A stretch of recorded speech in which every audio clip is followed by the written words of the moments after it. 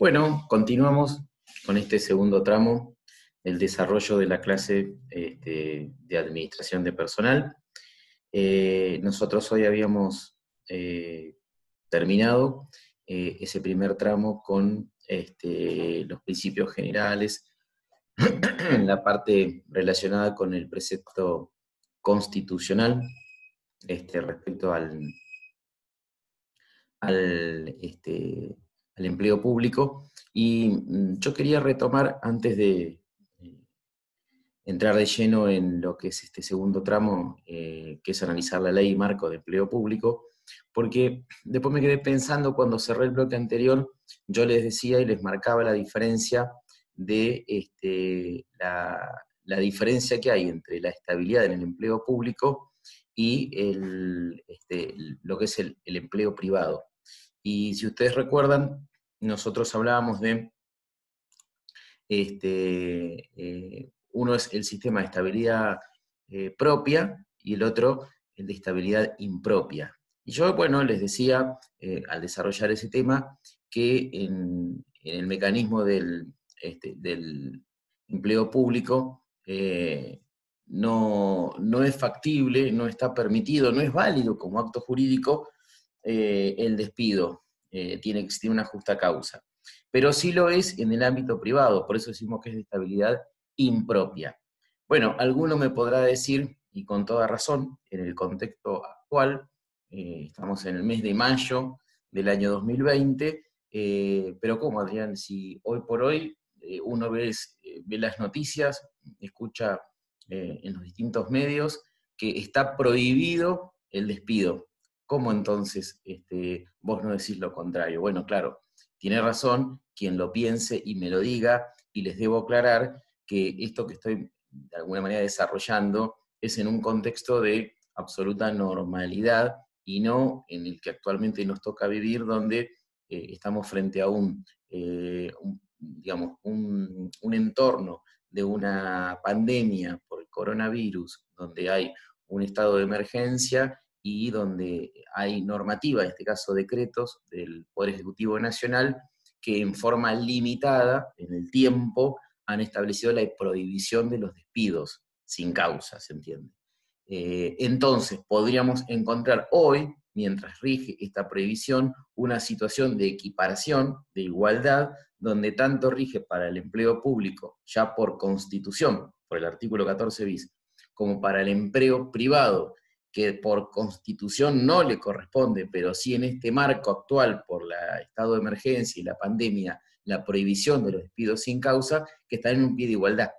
Entonces, alguien que pudo haber pensado esa situación está en lo cierto. De todas formas, esto es, se supone, un momento excepcional, una situación de fuerza mayor, en la cual obviamente está dictada esa medida y se entiende que no contradice la esencia o los parámetros normales, sino que esto está presente por un tiempo limitado. Esta última prolongación de la medida abarca hasta fines de julio, y bueno, en determinado momento se entiende que volverá a ser como lo expliqué inicialmente, que es la razón de ser, ¿no? Esa diferencia existió y no hay atisbo de que pueda cambiar. Bueno, hecha esa aclaración, porque probablemente alguien lo pudo haber pensado, sí retomamos en este segundo bloque la parte relativa al tratamiento de la ley marco de empleo público. Como notarán, no porque se vea en demasía, sino he decidido estar en otro ámbito diferente para grabar este segundo bloque. Si para ustedes ha implicado todo este seguimiento de tener que estar frente a mi grabación y explicación y les demanda un esfuerzo muy grande, bueno, créanme, yo voy a hacer lo propio y dije, bueno, me voy a sumar a este esfuerzo mancomunado para no estar ustedes solos, ¿no? Haciendo ese noble aporte a la continuidad del tema. Entonces me vine para otro lugar donde, créanme, debo estar en unos 3, 4 o 5 grados de temperatura, así que me tuve que poner un abrigo. Digo, bueno, yo también voy a acreditar que estoy haciendo un esfuerzo importante para que no sean los únicos que lo hacen. Bueno, esperemos que no sea tanto, ¿no? O sea, que no sea tan pesada la cuestión. Bueno, como les digo, normativa respecto de lo que es el marco de empleo público hay mucha cantidad.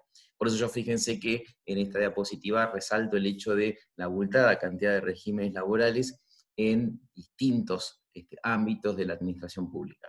Nosotros vamos a hacer, lógicamente, referencia a la ley marco, y luego puedo llegar a hacer alguna mención que de hecho puede ser interesante, como muchas veces nos toca de cerca, en el ámbito de nuestra universidad, como organismo descentralizado. Pero no podemos, lógicamente, ver en extenso cada una de las normativas que puedan existir, siendo tan amplio la estructura del sector público. Bien, la ley 25.164 es del año 99, y el decreto que la reglamentó es del año 2002, es el decreto 1421. Fíjense, esta ley regula el personal que presta servicios en el ámbito de las dependencias del Poder Ejecutivo Nacional, nos referimos al servicio civil, incluyendo también dentro de lo que es la órbita del Poder Ejecutivo los entes jurídicamente descentralizados. En el caso de nuestra universidad, por ejemplo, la ley marco le es aplicable en forma supletoria a el personal docente, pero no le alcanza, es decir, no es de aplicación directa al personal no docente que tiene un convenio colectivo y una normativa propia, que en algún aspecto luego también lo relacionaremos cuando desarrollamos esta normativa y haremos algún comentario también. ¿Quiénes están excluidos? Bueno, dentro de la normativa se excluye expresamente, fíjense, de los tres poderes, legislativo y judicial no están incluidos, ¿sí? Están fuera de esta normativa, y dentro de lo que es la estructura del Poder Ejecutivo Nacional, los cargos que generalmente están vinculados con los que pertenecen a las designaciones más bien políticas. Fíjense que jefe de gabinete, ministros, secretarías, subsecretarías, son cargos que normalmente están muy ligados a las decisiones políticas. Entonces, estos no están alcanzados por la normativa que estamos mencionando. De la misma forma, las máximas autoridades de los organismos descentralizados, también personal militar y personal diplomático que tienen su propia normativa, por citar los casos más notorios en materia de exclusiones. Órgano rector. Ustedes recordarán, nosotros cuando analizamos el aspecto de lo que es la estructura y llevamos a cabo una ejercitación, por allá el práctico número 1, mencionamos, por ejemplo, que había 4 grandes sistemas que la ley, lógicamente, normativamente dispone. Cada uno de ellos tiene, por la teoría del sistema, un órgano rector, también hay órganos coordinadores. Bueno, en materia de empleo público, también tenemos un órgano coordinador dentro de una estructura donde se encuentra ubicado. Si queremos ver a la estructura del Poder Ejecutivo Nacional, tenemos que ubicar, en primer término, digamos, en cuanto a jerarquía, a la jefatura de gabinete de ministros, es decir, hoy por hoy ocupado ese cargo por el licenciado Santiago Cafiero, y dentro de esa estructura, en forma descendiente, tenemos dentro de las secretarías que depende de la jefatura de gabinete, una de ellas es la Secretaría de Gestión y Empleo Público. Dentro de la Secretaría de Gestión y Empleo Público hay subsecretarías. Y ahí, creo que en el comienzo de la grabación anterior, yo les contaba que tenemos, así como está la Subsecretaría de Empleo Público, también está con el rango de subsecretaría el INAP, que es el Instituto Nacional de Administración Pública, y al cual yo hoy, cuando les mencionaba dentro del material que les fui separando para aportarles a ustedes, están esos artículos interesantes de los cuadernos del INAP, donde uno de ellos hablaba del ostracismo, y donde después creo que le mencioné el otro, que más adelante vamos a hacer mención, que tiene que ver con el moving o el acoso laboral. Bueno, así como está el INAP en rango de subsecretaría, tenemos la Subsecretaría de Empleo Público, y dependiendo de la Subsecretaría de Empleo Público, está ahí sí el órgano rector, que en materia de empleo público es la Oficina Nacional de Empleo Público, la que a veces resumimos en su designación con las siglas ONEP, Oficina Nacional de Empleo Público. ¿Qué prevé la normativa, la ley marco, respecto a condiciones o requisitos para el ingreso? Bueno, fíjense, ahí tenemos 3 elementos destacados que hacen a los requerimientos que tiene la normativa. En primer lugar, bueno, ser argentino, sea nativo por opción. En segundo lugar, acreditar la conducta e idoneidad para el cargo. Y en tercer lugar, y también como algo destacado, el certificado de aptitud psicofísica. Es decir, son los 3 requisitos importantes que marca la ley en materia de ingresantes. ¿Qué limitaciones hay para, digamos, no poder acceder? Es decir, ¿qué impedimentos plantea la normativa? Bueno, en líneas generales son todos aquellos que, como verán, tienen que ver con, o aspectos, digamos, que están ligados a sanciones, o aspectos que tienen que ver a condenas respecto de delitos. Normalmente, aquellos que tengan que ver con perjuicio a la administración pública, o cuando están con un proceso penal pendiente, cuando ha habido, como les decía, sanciones que luego vamos a desarrollar, que pueden existir en el ámbito de empleo público, como son la cesantía o la exoneración, siempre y cuando la persona no las haya superado en el tiempo previsto y no haya sido rehabilitado. Entonces, mientras que dure esa prohibición, es un impedimento para poder ingresar. Y también es un impedimento el hecho de haber finalizado toda la etapa activa de trabajo en el ámbito público, haberse jubilado y, en principio, como pauta objetiva, toda persona que termina y que llega y accede a los beneficios para poder jubilarse, concluye sus funciones, su prestación de servicios y no puede reingresar. Salvo, como lo dice esta aclaración, que haya alguna autorización en la designación específica para una persona que reingresa, el hecho de tener aptitudes reconocidas y, bueno, poder ingresar nuevamente a la administración pública, pero en este caso, como luego lo vamos a mencionar, ya no lo va a hacer bajo el régimen de estabilidad, sino va normalmente a reingresar, mejor dicho, con la opción de tener por un periodo de tiempo determinado un vínculo con la administración pública nuevamente. Bueno, algunos de los principales impedimentos en materia de ingreso a el empleo público. Después, en cuanto a los regímenes que existen o la naturaleza que tiene el empleo público, bueno, verán que hay 4 variantes, dentro de las cuales la más destacada, la más común, o tal vez la que sería la más común, es la que se accede por el régimen de estabilidad. Es decir, el que consagra la Constitución desde el 14 bis, donde se aclara que el empleo público goza de estabilidad, y por eso decíamos ese sistema de estabilidad propia. No obstante, no es el único vínculo que se puede tener en materia de relación de trabajo con el sector público, porque también hay un régimen de contrataciones.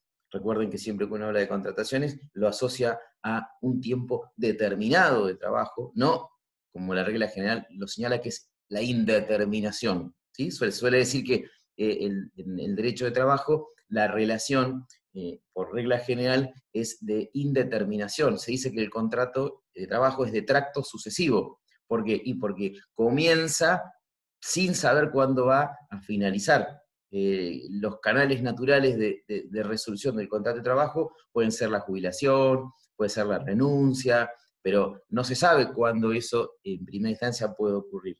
Por eso se habla de indeterminación del plazo. En el caso del régimen de contrataciones, es una excepción a eso, porque normalmente son vínculos a tiempo determinado. De igual manera, lo son cuando la naturaleza del vínculo está, digamos, asociado al régimen del personal de gabinete de autoridades superiores. Es decir, normalmente en los casos donde son asesoramientos a cargos, digamos, de ministros o de secretarios, es decir, aquellos cargos que normalmente están vinculados con decisiones políticas, de esas personas que asesoran a esos cargos, normalmente están durante un tiempo determinado. Y por último, la otra variante que se prevé en la normativa son aquellos cargos que se desarrollan con un carácter ad honorem, o sea, se desarrollan en forma no onerosa o no percibiendo un sueldo, sino de manera gratuita.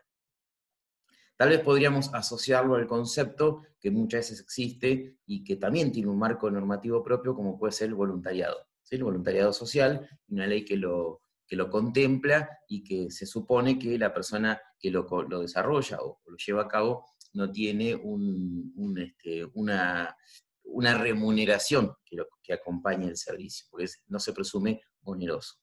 Bien, como decíamos al comienzo, cuando veíamos las 4 variantes, lo natural y lo más normal sería el régimen de estabilidad, o sea, este régimen que para poder acceder al empleo público hay que participar de un sistema de concursos o una selección de personal con determinadas pautas.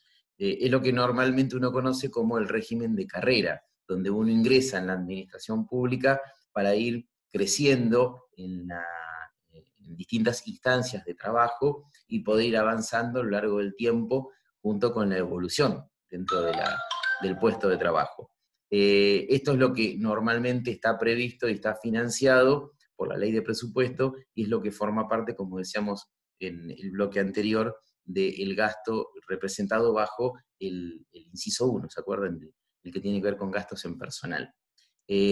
Cuando hablamos del régimen de carrera, bueno, lo podemos reflejar de esta manera, o también quizás lo podemos entender como que vamos en este ritmo, avanzando con esta segunda etapa, entonces a lo mejor nos parezca que es un poco más rápido, un poquito menos denso, y con un recorrido más corto por transitar.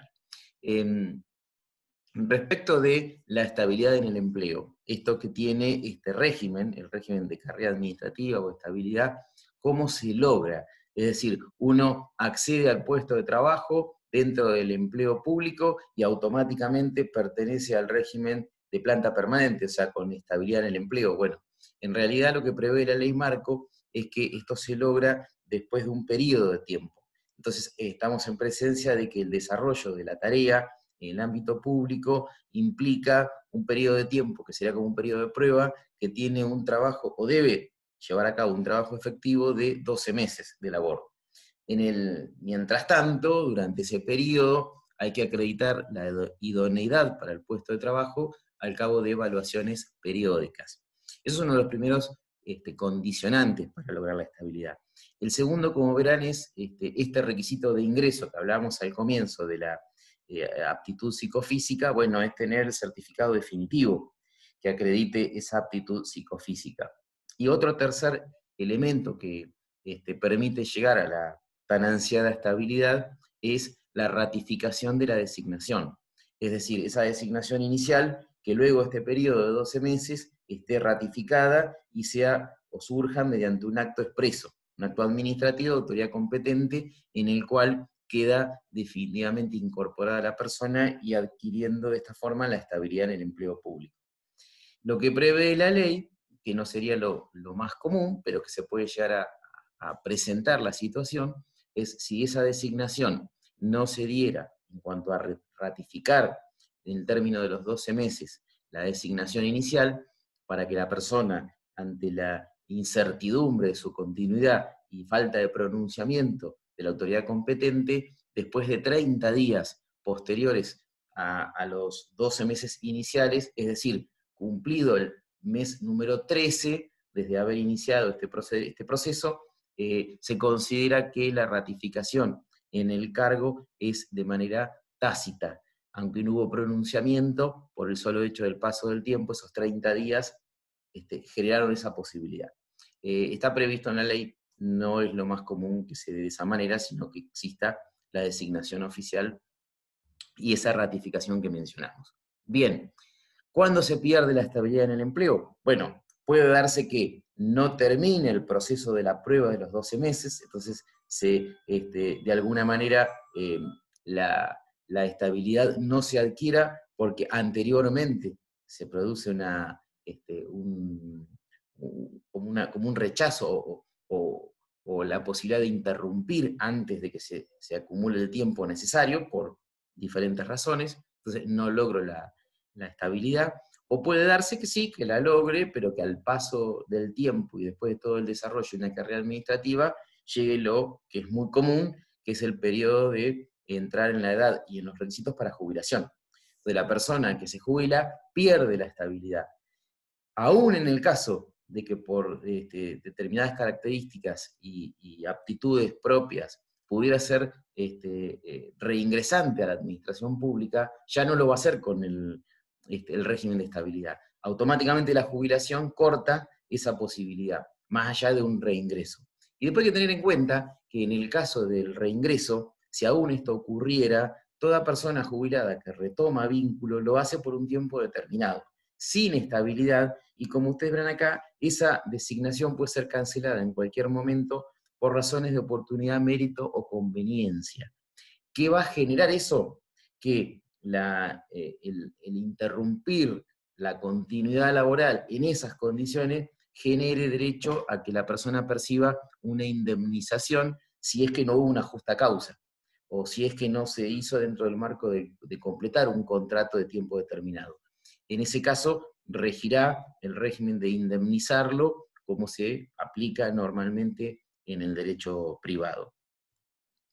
El régimen de estabilidad también hay que tener en cuenta que puede verse afectado cuando una persona, mejor dicho, no afectado, sino puede estar condicionado en cuanto al desarrollo del cargo, cuando el cargo ocupado se pierde, se elimina, no existe como puesto de trabajo, y entonces la persona que tenía estabilidad tiene el derecho a ser reubicado. Casualmente, por pertenecer al régimen de estabilidad, un puesto que se suprime, la persona que lo ocupaba tiene el derecho, le asiste el derecho a que lo puedan reubicar. Ahora, ¿qué ocurre si no hay posibilidad de ser reubicado? Que es lo primero que se pensaría. Tiene la posibilidad de permanecer en lo que se denomina situación de disponibilidad. Esta situación de disponibilidad de alguna manera le mantiene el puesto de trabajo a la persona hasta que se le logre una reubicación posible. Eso va a depender del tiempo de disponibilidad de la antigüedad que tenga, y por eso que no la ley marco, pero sí el decreto reglamentario, el 1421, estableció que de acuerdo a la antigüedad es el plazo de situación de disponibilidad, para poder en ese periodo de tiempo aguardar, mantener el vínculo de trabajo hasta tanto ser reubicado. Ustedes fíjense que se habla para una antigüedad de hasta 15 años, 6 meses en situación de disponibilidad. Cuando se tiene más de 15 años y menos de 30, 9 meses, y para situaciones que no deben ser la mayoría, personas con más de 30 años de antigüedad, 12 meses en situación de disponibilidad. ¿Qué ocurre cuando terminan estos plazos?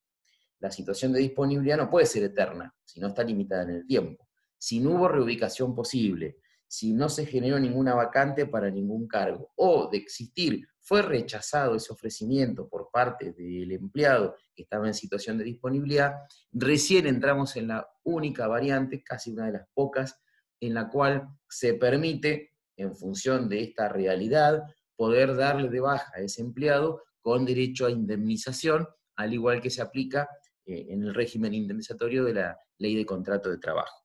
Que acá me gustaría, muy resumidamente, para ya ir dándole un cierre a este segundo tramo, porque si no también se va a hacer un poco extenso, que ustedes tengan, a lo mejor lo conozcan por algún otro desarrollo temático o porque puedan estar participando laboralmente en algún lugar que les ha dado la pauta de conocerlo.